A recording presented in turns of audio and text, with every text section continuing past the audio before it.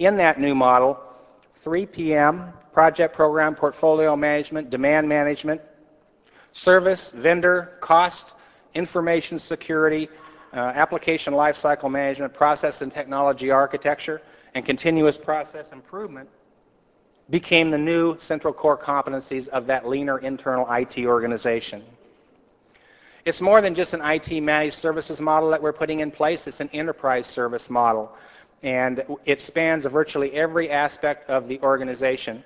We were of the belief that context activity was being done in every area of the business, and that context activity was keeping us from focusing on those things that were really core to what we needed to do to deliver our products and service our customers.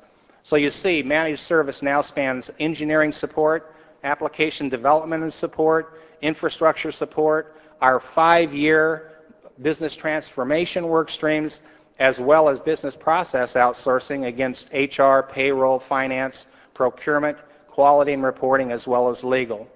And we have formed long-term strategic relationships with 2 Indian companies to service that managed service portfolio, Satyam and Wipro, consolidating more than 20 vendors and a highly distributed spend in IT. To these 2 service providers allowed us to get to a volume of work at a significantly lower price point and have an integrated approach to managed service. It also allowed us to maintain a healthy competition between our service providers with the ability to move work back and forth between our service providers.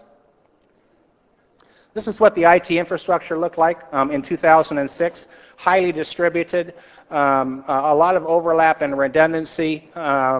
By 2007, the footprint will look like this, with the consolidation of the Americas to a single data center, addition of an additional offshore data center in Singapore, and the precursor to an additional data center in China.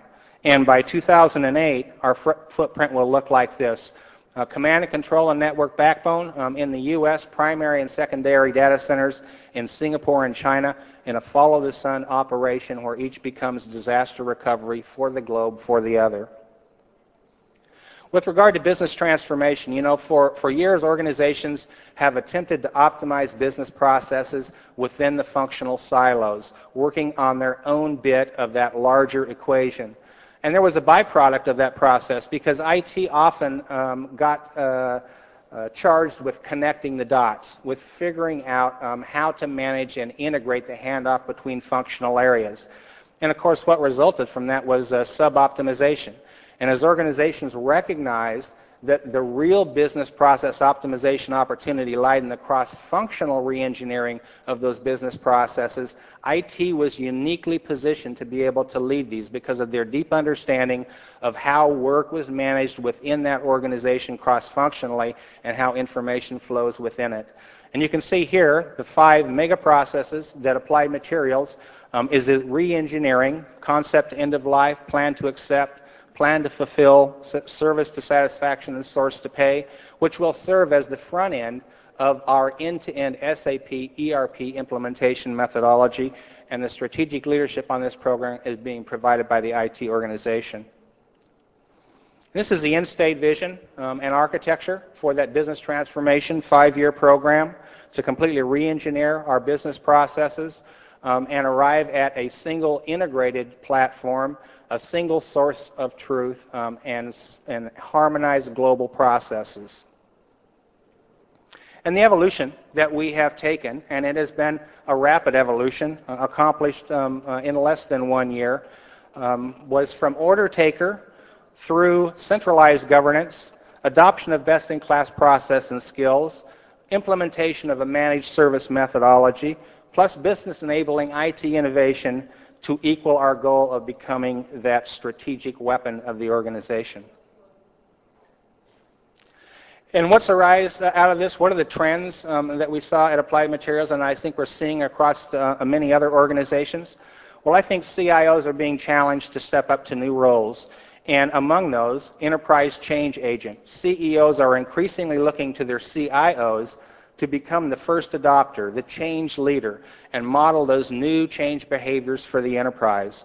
We're also seeing business process officer, where the CIO is taking responsibility for process optimization methodology and program leadership, as we're doing with the business transformation at Applied Materials. In addition, CIO and their organizations are well positioned to become the single point of contact for vendor engagement and management within the enterprise managed services model. And finally, business transformation. Enterprise-wide transformation program leadership is becoming a real requirement for today's CIO. That's how at Applied Materials we're not just changing an IT organization, we're driving business innovation and business agility. Thank you.